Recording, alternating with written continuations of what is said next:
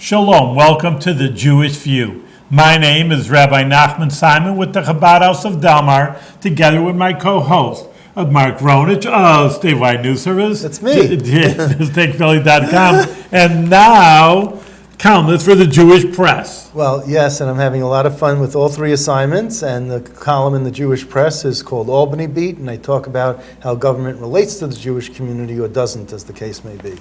Now, someone who does relate to the Jewish community is our guest today. He is the town of New Scotland supervisor, Doug LaGrange. So welcome to the Jewish View. It's great to have you here. Oh, thank you very much. So we're practically neighbors. I live in Delmar and you're in New Scotland, so we're next door neighbors. You're so close to being in a great town. A greater town. No. Yeah, there you go. You have so many things going on in New Scotland. I sat in on one of your, oh, by the way, I have to tell you this. This is our 3rd year anniversary today. Oh, very and nice. You are our 370th guest in 3 years at Channel Albany on the Albany Public Library studio. So, welcome to that. Well, I hope I don't disappoint. No, you definitely won't. Congratulations. Thank you. They gave you a little treat. And I gave you a little That- treat. We're going to have a little, this is instead of a cake, we're going to have a little cookie celebration. Okay. No l'chaim. You'd think Mark would bring a l'chaim No. for a kiddush. Make a little kiddush. There you go. Very good. And we should have another sweet year doing another 120 shows. Excellent. Maybe that's it, 120. See, I knew I'd get a 120 in there somewhere. As long as we live till 120. That's right. So I came to one of your town board meetings, Yeah. and people are upset that there's going to be some business that's going to be along Route 85 or with trucks coming through, breaking up the road, having more wear and tear on the road. I mean, noise. I mean, they were coming up and creating such scenarios that I just really couldn't believe that they were talking about New Scotland. Many things are fear of the unknown. Right. And I don't know which situation this happened to be, but It was a feed store, and they had some that's the grain. one. Thanks for narrowing it down. That would be on New Scotland South Road. Yeah. And it was an opportunity. It still is potentially an opportunity for an Agway type feed store where they sell bag feed and so forth. Right, and I don't mean to get into the specifics Sure. of that one thing, but just the whole tenor and the idea that someone would come in and say, but we have grain feed stores, 85 of them, I don't know, within a 5-mile radius, and I know where you could buy all of the similar grain that we could buy down the block, or we can go and travel so many miles. I come from Brooklyn. We don't want to travel so many miles. We want it the other way. We want to have it down the block from us. Well, factually speaking, I think those numbers were a bit exaggerated. My family has a dairy farm. And I'm the 8th generation on that farm. Oh, I was going to ask you about that. That's LaGrange something or other. Basically, just LaGrange Brothers. LaGrange Dairy Farm. Brothers, yeah. We used to Right, go dairy. by Echo Glen Farms. Oh, But, okay. so I have a pretty good familiarity with seventh- grain stores. And 7th generation? 8th, I am. 8th generation. Yeah. Holy cow. Yeah. Do you have a 9th on the way? Holy cow, no pun intended, I assume. Do you have a 9th on the way? I mean, We that coming behind you? we do. Okay, good. Hopefully, Okay. my 2 daughters decided to be a lot smarter than I, and moved on to better vocations. But I have a nephew that's come back, my brother's son, and he's quite interested. And so hopefully we can keep it going. But it's a tough economic climate for dairying these days. We're into our probably about our 20th month of below parity prices. How many cows do you have? Excuse me. How many head? We milk about 200. Yeah. Wow. And It's not hard to be a farmer. That's the thing. All these big conglomerates are really buying up these small farms. It's hard to be a small farmer. to an extent, yeah. But there's still a place, and there's still the greater majority of farms, dairy farms, speaking of, across the nation, are small, as you might say, family farms. But now that the younger generation is getting into it and we have all this technology, it's amazing how much more efficient a farm could be. Oh, certainly. And we've had to become more and more efficient through the years. Computers milk the cows now. if you invest in that type of situation, you know, they call it robotic, but you're talking a $250,000 per unit. But they analyze, these machines analyze the microbes and Oh, sure. all the disease, if there's disease in there or if it's healthy or whatever. Mm-hmm. I mean, there's so much minutia that you could find out about milk that I just want to drink it. Well, but you want to drink it safely. You want to drink Healthy. good, healthy, Right, healthy cow milk, I guess you'd say, and that's where we come in and do the best job we can to So provide $250,000 doesn't seem like a whole lot. You take out a loan, you pay it back over 30 years. It's not such a big deal. It's But when prices are below parity for 20 months, it makes it hard to pay back loans. all right. But you have so many good times. I'm sure that they put up some. Anyhow, I don't. Yeah, we could go into Mark's the report. He's already telling you how to be a dairy farmer. that statement is similar to we have 80-some, I know. close feed stores or whatever it was. So let's go back to to that type of Sure, example. yeah. I mean, there was one guy after the meeting that I was at that said, if we ever had a good water source, we would become like Colony and I'd move out. I'm here because I enjoy the rural climate. I enjoy being away from life or society or whatever, and I really, like this here, and I don't Right. want it to be like Colony where you have malls and big box stores and all this. And that's what New Scotland has to offer. I mean, it's certainly way? a rural atmosphere. The hometown. Voorheesville is our big village in the town of New Scotland. Right. And Voorheesville, I was just to the Memorial Day parade recently, and there's just hometown Mayberry type atmosphere. It's everybody knows everybody. It's comfortable. We have. That's one of our good school systems, Voorheesville. Bethlehem Central is actually, we have 6 school systems in part in New Right. Scotland. But Voorheesville and Bethlehem are the predominant ones, and they're both very, very good public Let me ask you about schools. that, because again, I'm in Delmar. I still don't get it so clear that, but if you have your own city, why don't you have your own school? Town. That's the difference, and I don't know how they came up with school districts in the past. I know with Bethlehem, it was the Bethlehem New Scotland. Actually, there's still a sign in the middle school that they cover up that says New Scotland Bethlehem School District. Yeah, you got top billing. Yeah, well, at that time, I would suggest a little less recently, but it's still, Bethlehem is a very high quality public school, and so is Voorheesville on a smaller scale. So those both are attractive to people that want to come move to our town, but those same people, as you said, don't want the rat race going on around them. They want to come to their rural character type of town, have their big backyards, not have a lot of big backyards. You got acres for backyards. I don't know what you mean. There are parts that we do. I mean, we have some great hamlets. We have Unionville and Feura Bush and Clarksville, Right. and then we have and New Salem. We have the village of Voorheesville there. We have 58 square miles, including part of the. Is a Nesquithaw? A Nesquithaw is a component. It's not quite a hamlet, as you might. But it's part there. of. It's a neighborhood. No in question. It's not Bethlehem. It's In New Scotland, yeah, correct, okay. correct. So it's we have a lot of things there, but at the same time, you'd like to have some component of commercial that fits in, and that's why I felt the feed store would. It's a rural type of commercial enterprise, and we'd like to have things. In my opinion, I would like to have things like that. And we do have a large commercial area where the whole big box scenario went down that we're trying to finish up the zoning on and have planned proactive development for our town rather than just have it sweep us away. So where is your commercial area besides Voorheesville? Where is your commercial area in the town? We have a few places. Both Feura Bush and New Salem are commercial hamlets, so there's an allowed use there. There's a sliver of commercial both at the far end of 85A where Huck Spalding is. Yeah, you have a auto repair shop there? In New Scotland, right. On 85, on that far side of 85. Yep. And across the street where the Bender Farm was at one time, and now it's some cornfields and so forth. That's where that big box thing came about, and they wanted to do it there. It was. Can you say which company that would be? There was speculation at the time that it was a Target, and that was allowed to get legs, and because it's a little more of a palatable type of store for people. As it turned out, it was probably, and this is with good facts behind it, I think.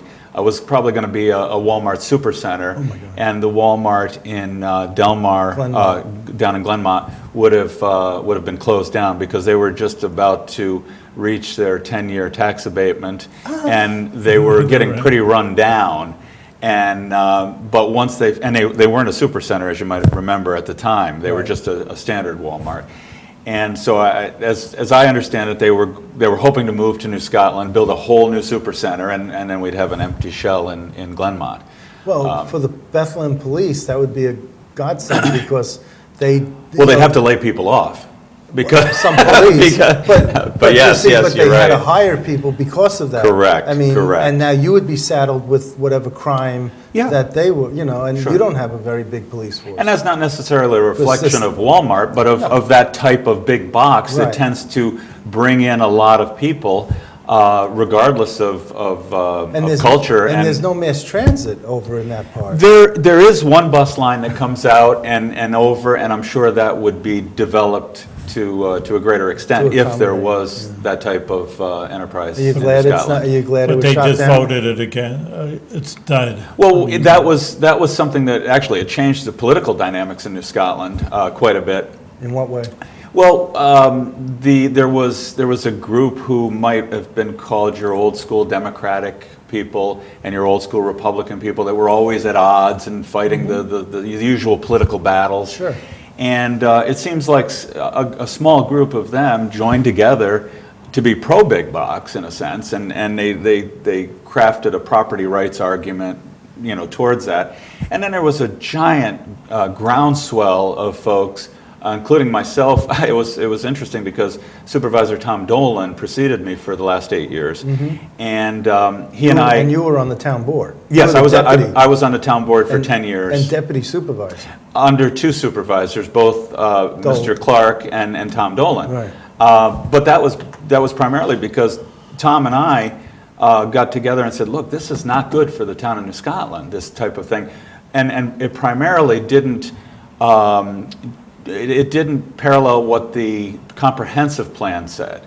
And our zoning code is supposed to do that. It's supposed to implement. It's kind of like the Declaration of Independence was the grand view, and the Constitution was a codification into law. That's what a comprehensive plan is. That's the grand view that's been developed by the town through a lot of public hearings and so forth, and then you codify it with a zoning code. Well, the zoning code didn't reflect what the comprehensive plan said, but that's very hard to put on a political sign.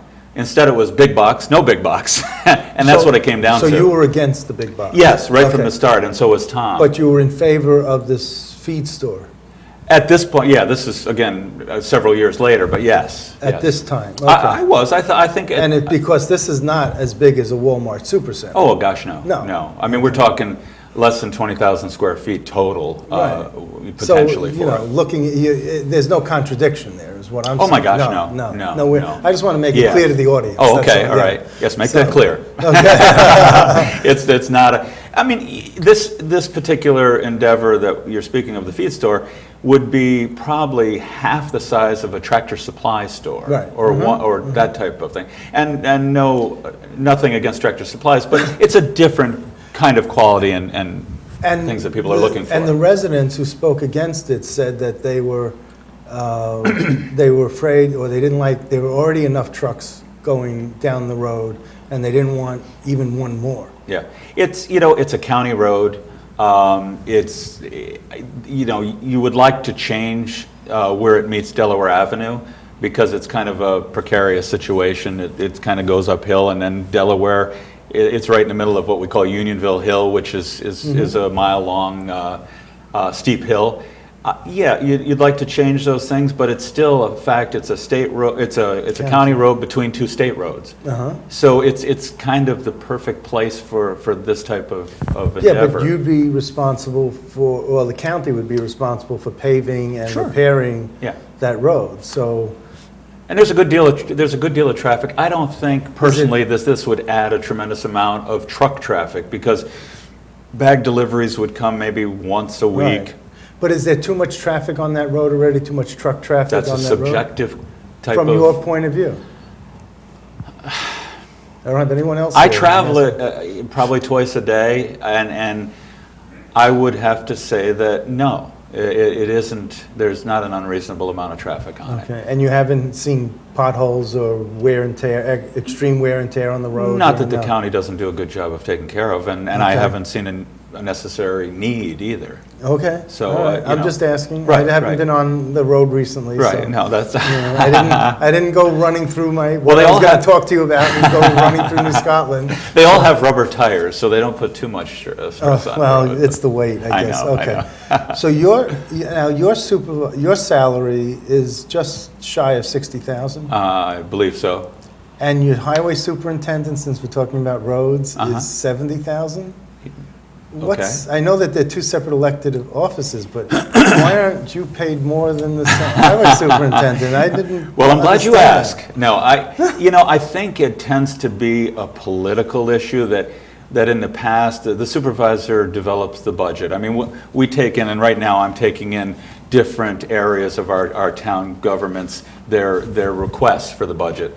And I think, the board and the town supervisor, who are elected officials, tend to shy away from maybe applying proper compensation to their jobs. And I undertook an endeavor a few years back to create a salary scale for all our employees. And that was to give people an idea. Okay, this is what the town of New Scotland pays for your position.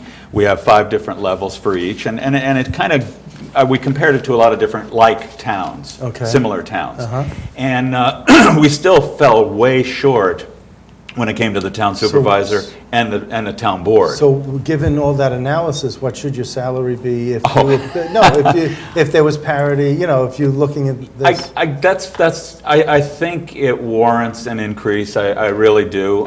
We've had folks like Mr. Dolan and Mr. Clark have been retired. Right. Folks that have this was supplemental in a sense, Right. and I understand that, and that's fine. But to be more or less your sole income, it is. I would suggest it's underpaid, Right, but- and we'd like to address that. I don't know what the number is, No, Mark. but you honestly. did this analysis of what similar-sized towns pay their supervisor, and you have numbers, you have ideas. I you have- don't have them committed to memory because Oh, it was a number really? of years ago, and that's not a political. That's not a Darn it. political answer. Darn it! But I'll have you back now.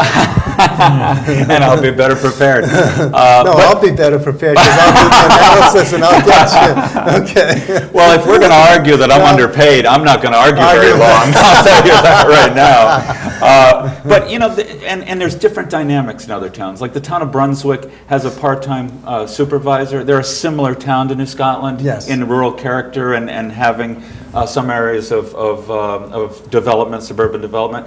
But they've chosen to have a deputy supervisor bookkeeper that's paid very well. And I don't know the number right off, but more like a supervisor should be paid. So, it's hard to compare apples to apples in some cases, Okay. but if you combine the jobs, you can get a comparison. How many people do live in New Scotland? What's the population? We're just under 9,000 after the last census, and we'd like to get people working on that because being a Class B town is troublesome at times. It'd be nice to be over the 10,000. I thought you were Class A town. Well, we are Class A, but according to the census and state law, we're a Class B town. I'd suggest at least a B plus, but no, it's all according to how state law is allowing you to do different things. Like, for instance, we can't change a speed limit on a town road,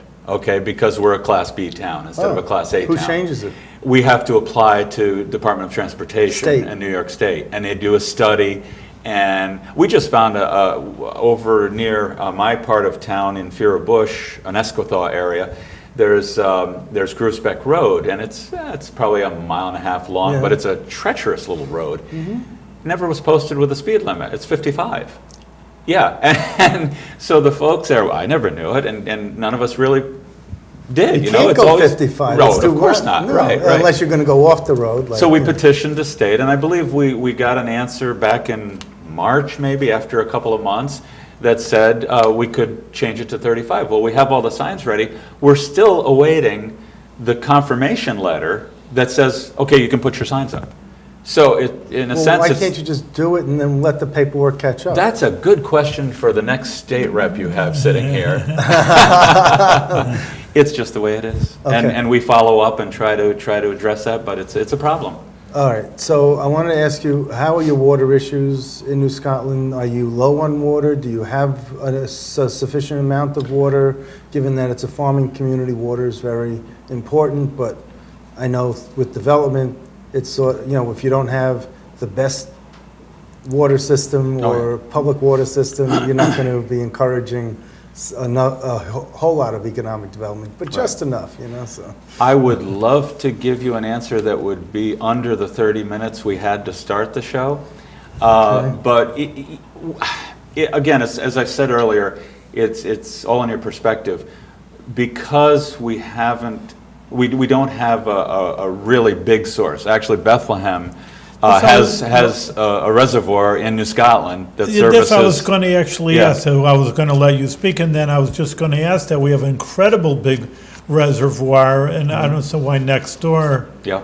Which again, New Scotland is next door. Oh, sure. Why there should even be a problem there. Well, your reservoir is in New Scotland, Yes. and that was from my, ancestors way back. Back 4 generations. Yes, and there's a whole story behind that, and it wasn't as misguided a decision as you might think No, but today. that's how you got top billing on the school. Yeah, maybe. But we do have a source of water that we supply the hamlet of Clarksville with, and that's over just down the road from our farm, and we have some pretty big wells there. They can supply a certain amount. We have some wells just on the edge of the village of Voorheesville in what we call the Northeast Water District that supply that area, and So they're kind of limited.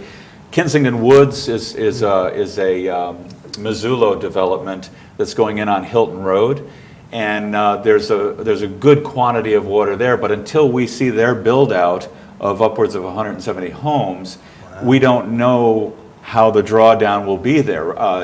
Initial estimates are almost unlimited, but we just don't know until we tap into it. Okay. We buy a good deal of our water from the town of Bethlehem, and so it goes from New Scotland to Bethlehem, back to New Scotland. Really, that's how they Yeah. type in it. And I got to ask you, since you mentioned Hilton Road, the Hilton barn, Ah, yes, you had to move this barn, right? yes, yeah.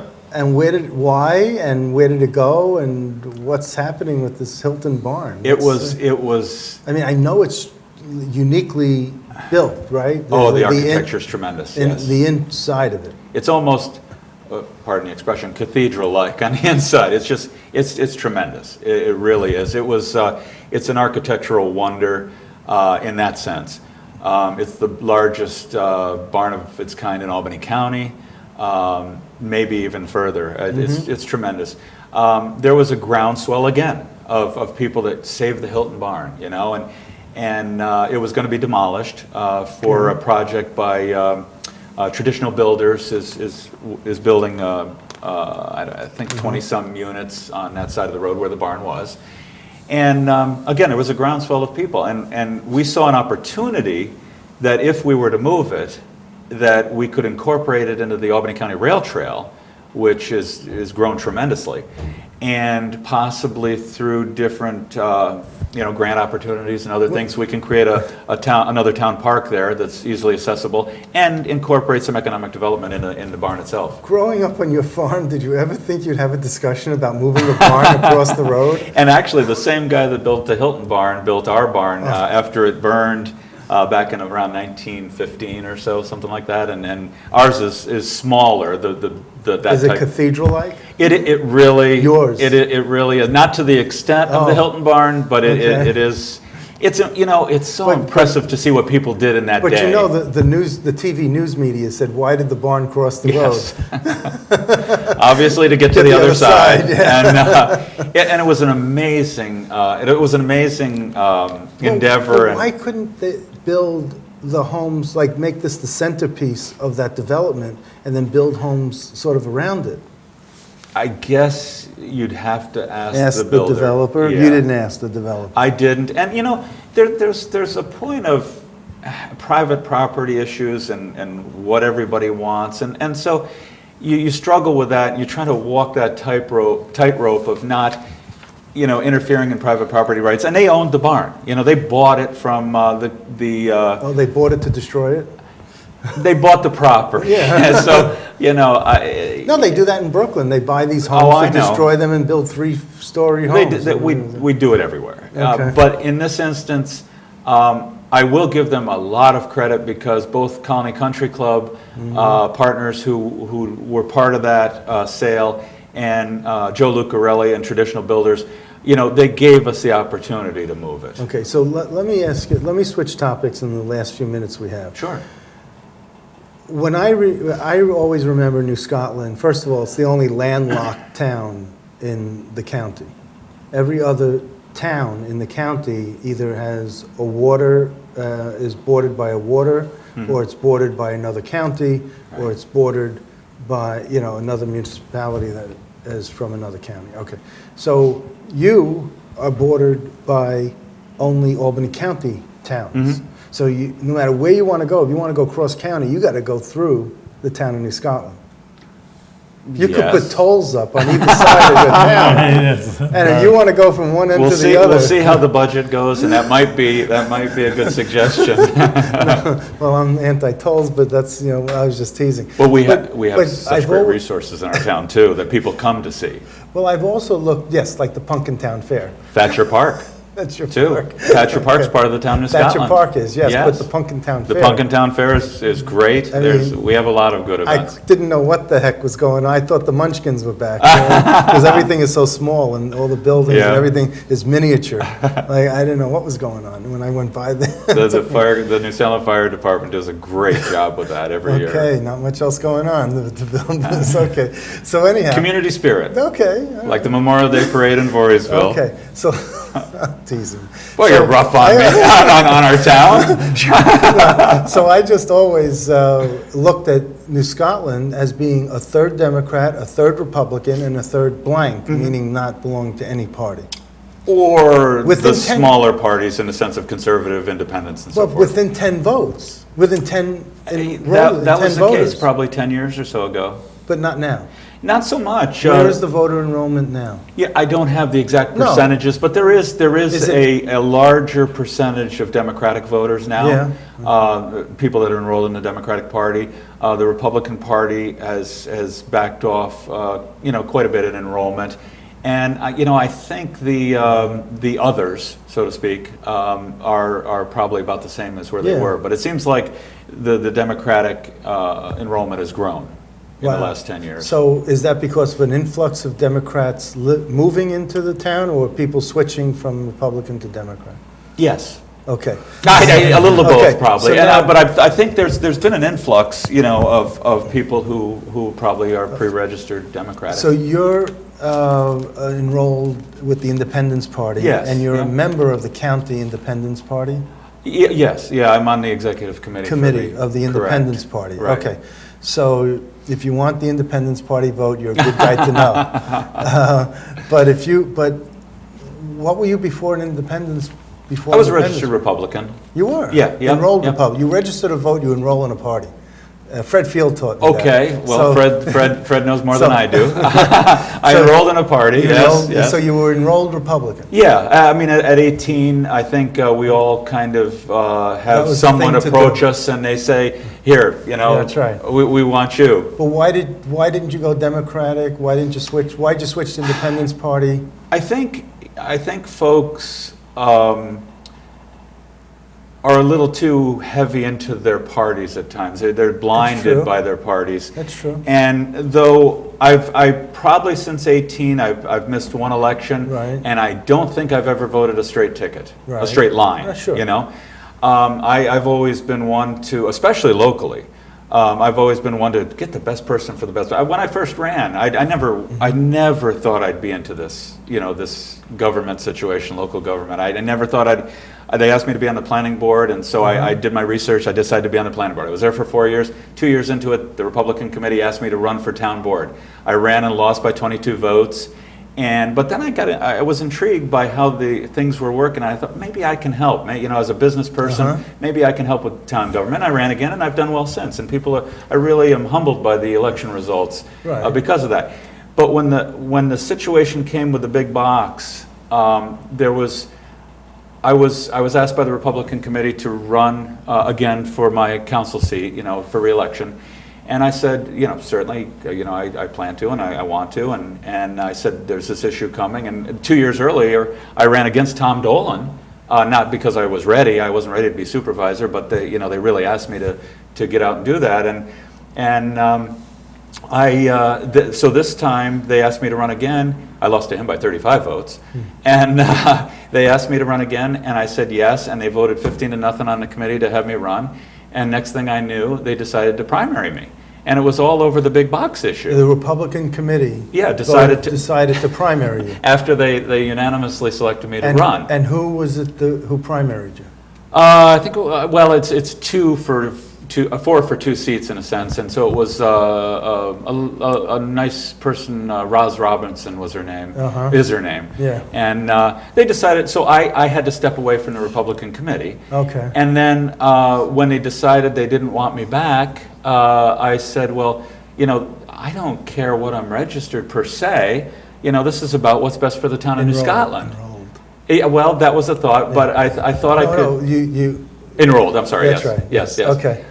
All right, I'll get this straight. How much time do we have left for you to drill this into my head? About 3 So minutes. I use the right term. So I wanted to, so because we have so little time, I wanted to say to you that in all full disclosure, from 97 to 99, I was the executive director of the Albany County Republican Committee. Oh, okay. So I know Jay Bloomfield, and I know what's going on in the town of New Scotland on the Republican side. Yeah. And we just beat ourselves up. Yes, yeah. The Republicans just eat each other, and the Democrats do also in a lot of ways. It seems like the Republicans have one-upped them on that in a lot of cases. I said to my friends on the committee at the time, on the Republican committee, I said, look, this is an issue that, this big box issue, it's an issue that's going to make, you know, the folks on the Democratic committee irrelevant for the next 20 years, or you folks irrelevant for the next 20 years. And I might be off by a year or two, but it really did. Who was county chair of the Republicans? Was it Peter Kermani?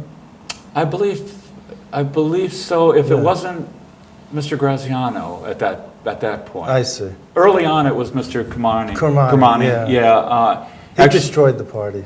Oh, I can't make that evaluation. I don't know. I am flat Okay. out, not a problem. It's Yeah. just, you know, you saw under his leadership, so-called leadership, you know, Bethlehem, Guilderland, and Colony all fall Democrats. Okay. On the town board, what's the split?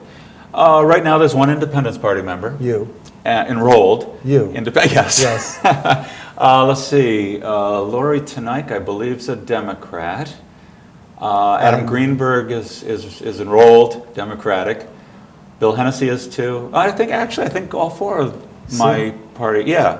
And that was always either a mix or it was Republican. Yeah. When I was from 97 to 99, it was just amazing how strong the Republican Party used to be.